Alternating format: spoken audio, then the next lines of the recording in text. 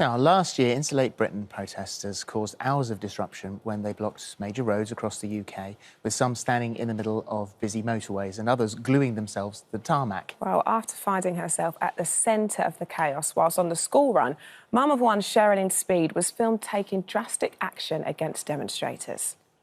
My son needs to get to school. I need to push him up. Move out the way now. She's going to punch her up. Punch her up. My son is 11 and he needs to get to school. My son is 11. He needs to get to school and I need to get to work. So move out the way then. Move out of the way and let me get my son to school. Hey, look, that's it. Push her. Go on. Push her. Get out the road to snap me up. Someone needs to move them out the way. Move out of the way now.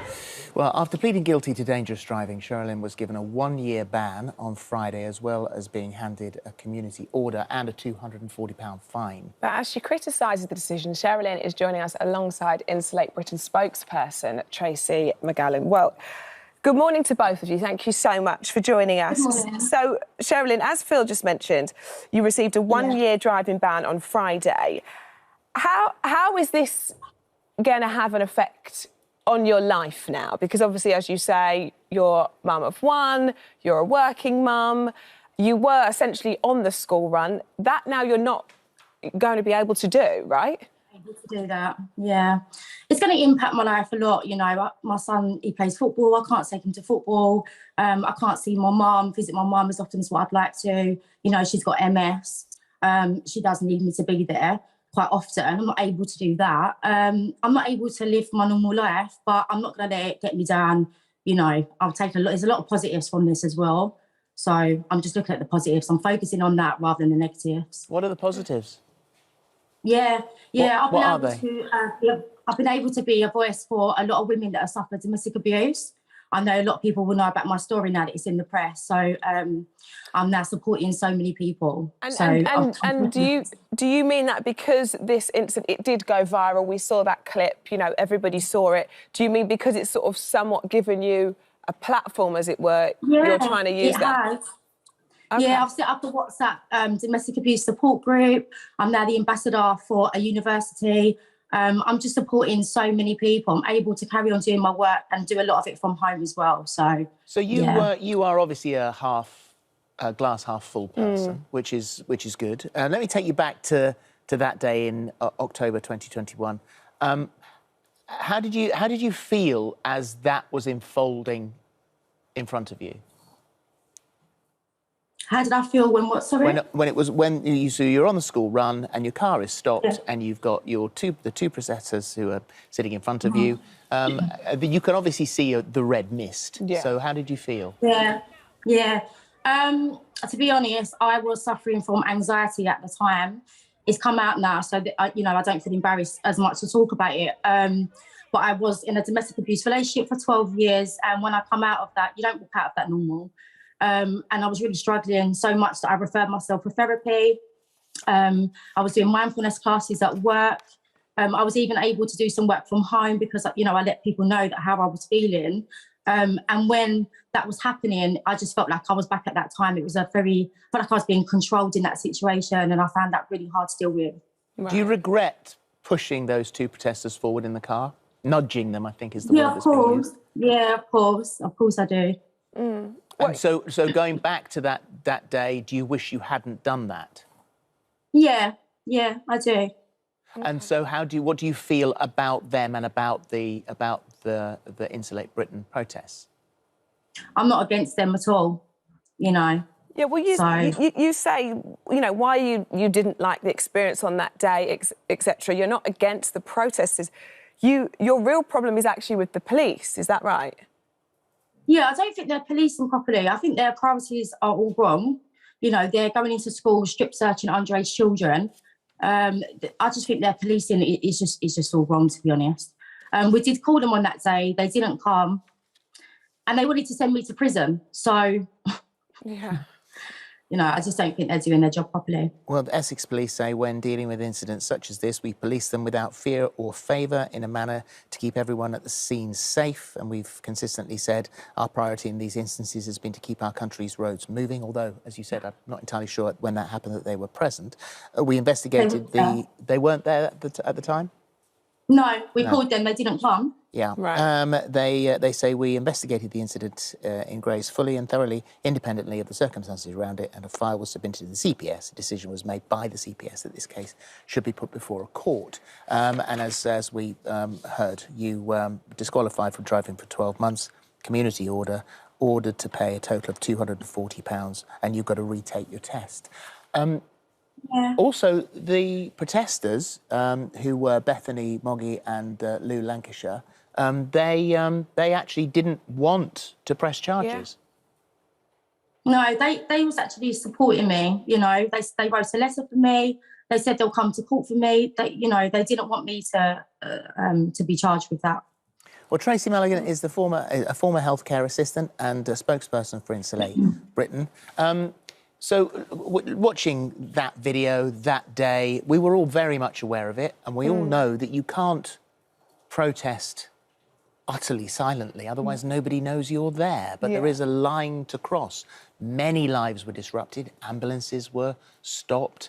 A mum, no one knows what's going on in someone else's head. So they're sitting in front of a woman who has had a domestic abuse relationship. She's come out of that. She is in a sort of weakened mental state. She's trying to sort herself out, and then she's confronted by your protesters. Yeah. Hi, Sherrilyn. We really just don't think that our courts have handled this properly. How does it benefit society that a hard-working single mum who's never been in trouble, caught up in an unprecedented event, that they take a licence away? Yeah, we don't. I wouldn't blame it on the police on the streets. You know, it's people above them. But you caused that, and also We did. not only Sorry, that, love. but if. So sorry, love. I mean, that's, you know, she's now, you know, got this disqualification. She's had a fine. I mean, as we said, she's very positive about it. She's quite remarkable, isn't she? You can sort of understand that. You understand the red mist that comes down. We've all been in situations where you think, you know, when you get angry on the roads. But you didn't. You know, you didn't need to do it that way. They could have made their point, got up and left. You can sort of understand the court's point of view by saying if they hadn't prosecuted in any way, that would have encouraged, if you did it again, that would encourage other people to push protesters forwards in their car. I think also something we have to think about is how the media was journalists, you know, not all of them, but there were certain journalists and spaces in social media that were gunning for our blood, right? You know, lots of messages, drag them off the roads, run them down. And on that day, there were a few men on the side of the road cheering Sherrilyn on, run them down, and she didn't. But we really take responsibility for what we're doing. I hate it, Philip and Michelle. I hate it. You know, this dilemma I find myself in is horrible. And what is it you hate? Obviously, you know, we know why you're protesting, but is there not a moment at that time when you're, you know, obviously it wasn't you in that particular instance, but you're in that situation, you know what's happening, a mum is, you know, innocently on the school run trying to take her son to school. Isn't there a moment that you think, you know, you are the disruption, the level of that? So many moments of really reflecting on what are we doing, you know, and we took this campaign day by day, you know, as a group. But I had no idea that there was a climate crisis until October 2019. And I heard about it because of protesters. There was a tiny news clip. And I went off to London the next day, like Sherrilyn. I've left a violent relationship. I suffered depression and anxiety. It was quite a big thing, me going to London on my own. Yeah. And I met people from Extinction Rebellion, that was at the time. And I didn't want to believe it. You know, I thought, this can't be true. The people in charge are going to have this. So I went home to a local council meeting. It was about the climate crisis. And one of them said, we cannot tell people the truth unless we make it happy, because people will get depressed and do nothing. And that made me furious. They are voted in by us, not to decide what we know, but to facilitate that information with us and work with us. And the harsh truth is our government is, the legal term would be, with oblique intent of committing genocide, right? So they're not making these decisions going, we're doing this because it's going to kill millions, displace billions. but they know that that is the cost of their decisions and they're doing it anyway. I think a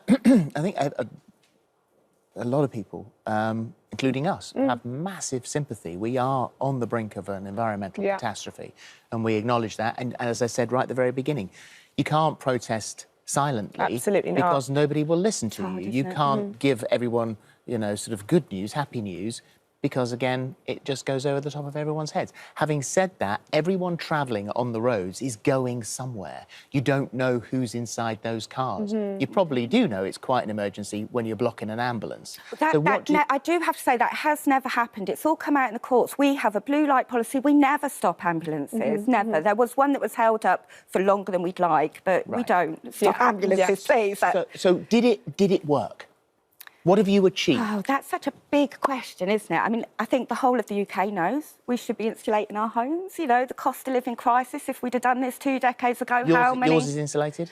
I live in a, housing association property, so it's got the bare minimum. I still have a gas boiler, you know, and it could be better. It's nothing on the level of a passive house. You know, my bills have jumped up over £150 in a month. Could you do more to insulate where you Myself, are? Yeah. I'm on disability benefits, which I know will upset a lot of people, but I don't have the money, and a lot of us do not have the money, and even some people with money will not understand the necessity. You know, we need to stop wasting our energy. And I know it can seem a bit extreme, we're going on the roads, but the way I look at it is like there's 2 kinds of parenting broadly, right? You get the mums who are, stop it, Johnny, don't do that, Johnny, no, Johnny, don't kick. I'm the kind of mum, don't do that, I'll tell you one more time, and then I grab them. And that's where I think we're at with our government. They're so lost at the moment, you know, they're making willy-nilly decisions, you know, not preparing us for anything. And, so it's extreme. But the UN Secretary-General has said, right, we are not the radicals. The radicals are the government and the businesses continuing. Will you do it again? Sit on the M25, I don't know that I'll do exactly that action. Yeah, on reflection, do you feel like that after that situation, do you feel like that's the way to go about it? You know, I think it's even sadder, really. I'm not sure we'd get the press attention if we did that again, because our media cycles get bored really quickly, and even towards the end, when we were still doing it, we weren't getting the coverage that we're desperate to just talk to ordinary mums like me and Sherrilyn who don't know. So I think, sadly, we have to keep up in the ante because we all get bored so quick in these day and age. Protests aside, and this particular story, which has been highlighted, we have been talking a lot about this hideous energy crisis, and the energy companies are making enormous profits. In some parts of Europe, there has been a windfall tax. People are having to decide whether to heat or eat. Absolutely. What difference does insulating your home make? How much does it cost? Can you get help if you can't, like you, afford to do it properly? So there have been some government schemes through the years, but none of them have worked. Some of them have actually put construction businesses, small ones, out of business because it wasn't working. A massive UK-wide infrastructure programme would be so good for all of us, right? It will... For every £1 you invest in it, you put £2 back into the economy. It would make loads of jobs, and there are so many jobs that people have to transition from. And, and it will reduce our emissions by 15%. Currently, our government, we're going to increase by 16%, which after COP is terrible. And best of all, 8,500 Brits die every year from the choice of heating or eating. 6th richest nation in the country. How do we allow this? How do we allow it? Thank you. Thank you both. Thank you. Indeed. Thank you, Sherrilyn. Thank you very much.